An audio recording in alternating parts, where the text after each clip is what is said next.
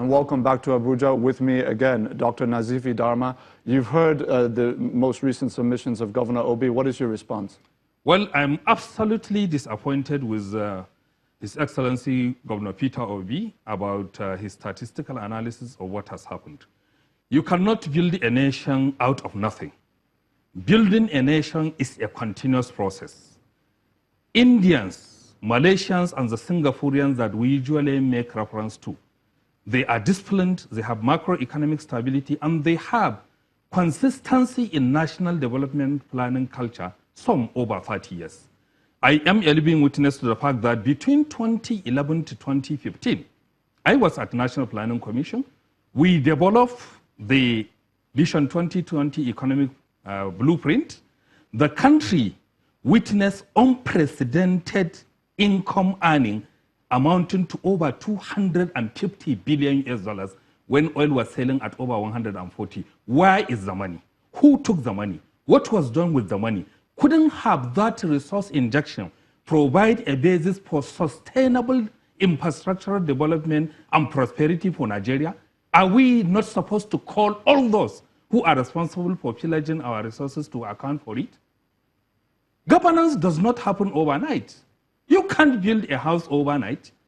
You get the plot, you put a foundation, you pull the blocks here and there, you do the plaster, somebody take over. It's a continuous. And we should be able to give credit to this government for continuing with most of the projects initiated by the last administration. In fact, in the last 30 years, this is the first time a new government comes into being and concentrated more on completing existing projects rather than starting new projects, which have been the craze about governance in this country. And you can see significantly, most of the debts that we have been contracting, even though I disagree with it, but it's usually or is significantly directed toward infrastructure projects. Example, the Sukuk bond that we have taken, which so many people are crying that they want to Islamize Nigeria, most of the projects are located in the south and southeast. They are not even Muslims benefiting from it.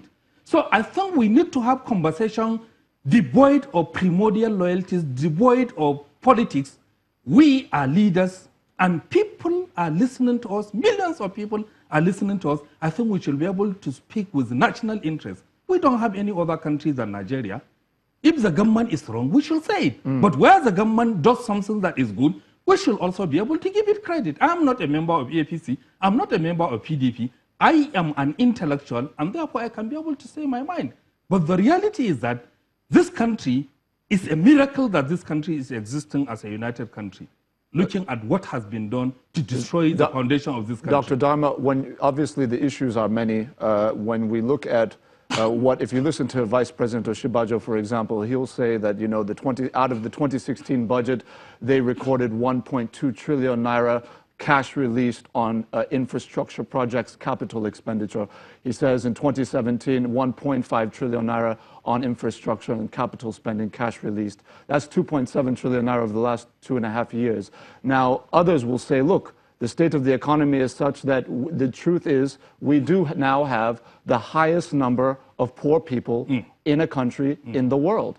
And it's troubling. So what do you say to the federal government and to those who are critical of the federal government that they simply are not doing enough with the resources that they're borrowing to alleviate the poverty of Nigerians? Well, you know, unfortunately, the culture of impunity and stealing of resources at federal and government and state level has been with us for a very long period of time. And in a democracy, you are not governing animals. You are governing human beings. And behavior takes time to change. Now, the reality is that, as I've said earlier, we could have done much better than what we are doing right now. All that is needed is for us to have elite consensus at the federal government level, at the state level.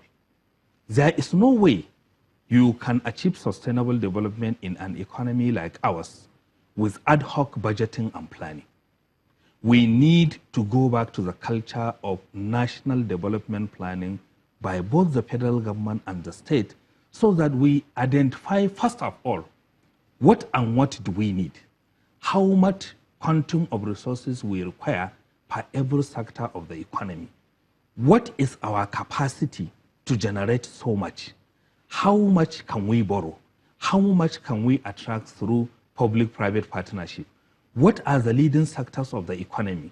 What do we need to do in order to promote the informal sector? Well, if you look at, for example, I challenge any governor in this country to be able to come out with statistics and tell me this is the exact number of people operating in informal sector in its economy. No, but every state has Ministry of Trade and Cooperatives. We have mechanics, we have artisans, we have plumbers, we have so on. Now, these are people that can be resourceful. And if you put a very good framework of developing them, it will provide a basis for generating massive employment, just like what we have in most Scandinavian and other countries, so that young people can be attracted into vocational and technical activities rather than going to obtain degrees in the universities. Dr. Dharma, I want to just give Governor Peter Obi an opportunity to respond.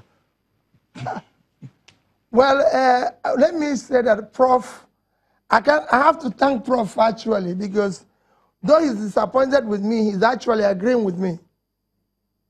Because when I talked about poverty, I said that between year 2000, this government was not there in year 2000. I was very clear that from year 2000 to date, to 2015, which this government was not there, that China pulled 400 and something million out of poverty, and we pushed more people into poverty. So it's not politics.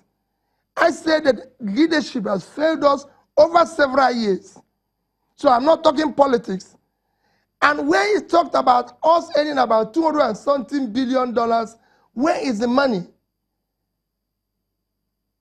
I totally agree with him. That is what I'm saying, that over the years, things has gone wrong.